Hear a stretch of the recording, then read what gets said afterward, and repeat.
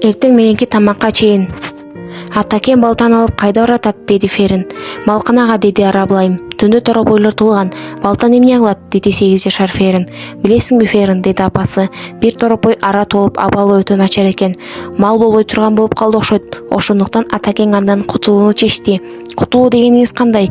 Демек ара туулгандыктан атакем аны сойгону жатат дейсизби? Деп Ферин кыйкырды. Арабылайым каймактын идишин үстөлгө коюп атып, Ферин кыйкырбачы, деди. Атаңдыкы туура, торопой баары бир өлүп калышы мүмкүн. Ферин жолдо турган отурушту түртүп жиберип сыртка чуркап чыкты. Айлана жазыттанып чөптөрүн тартып турду. Атасына жеткенче Фериндин бут кийими көрчүлөп суу болуп кетти. Атаке, суранам, торопойду өлтүрбөңүзчү, деп Ферин боздоп ыйлап атты. Арабыл мырза токтоп калды. Ферин, деди атасы акырын, сен өзүңдү кармаганды үйрөнүшүң керек. Фериндин жашы жүзүнөн салалап коюлуп, шолоктоп ыйлап атты. Бир маалда атасынын колуна жармашып, балтаны жулуп алууга аракет кылды. Ферин, деди Арабыл мырза, мен сага караганда мал баккан эмне экенин жакшы билем.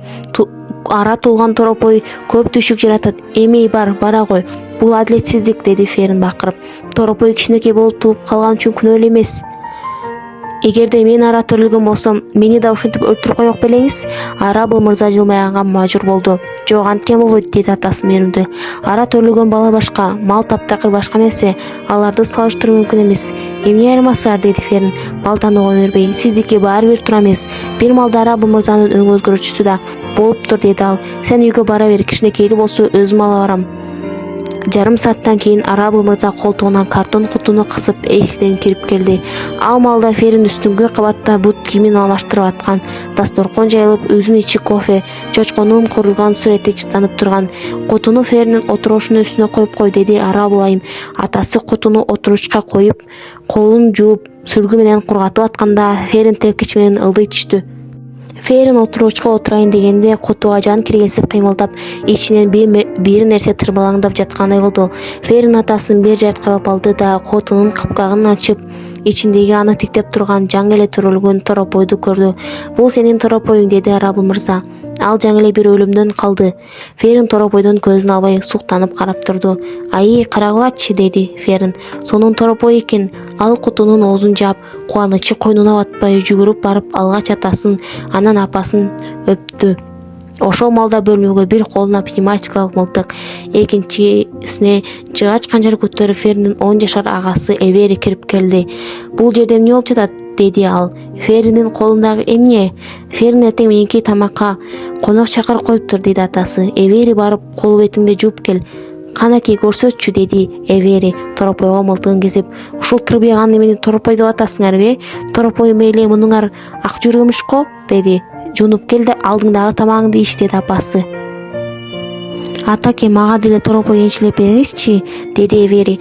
Торопойду эрте тургандарга гана берем, деди Арабыл мырза. Ферин таң атпай туруп, адилеттик үчүн күрөшүп атып, торопойлуу болуп калды. Бечара өтө эле кичинекей болгондуктан аны азырынча торопой деп айтуу кыйын. Көрдүңбү, эрте турганын пайдасы кандай? Кана эмесе, келгиле тамак ичели. Бирок Ферин торопойго сүт берип тойгозмайын чаки кертегинен тамак өтпөй турду. Аны байкаган апасы эски бөтөлкөнүн оозуна опчу кийгизип сүт даярдап берди. Муну торопоюңа бер, деди апасы Феринге бөтөлкөнү сузуп. Ферин тизелеп торопойду кучактап отурду да бөтөлкөнүн оозуна алып барды.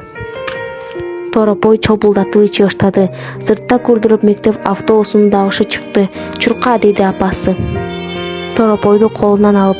Ферин колуна майга бышкан нан кырмаган бойдон шаша-буша сыртка жөнөдү.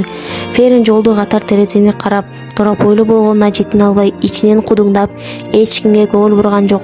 Мектепке жеткенче оюнун баары торопоюна кандай от коюш болду.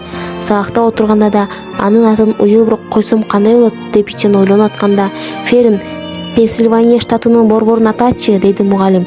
Уилбур, деди Ферин суроону түшүнбөй. Классташтары Феринди шылдыңдап, туш тараптан кыран каткы күлө башташканда гана Ферин уялгандан кызарып кетти.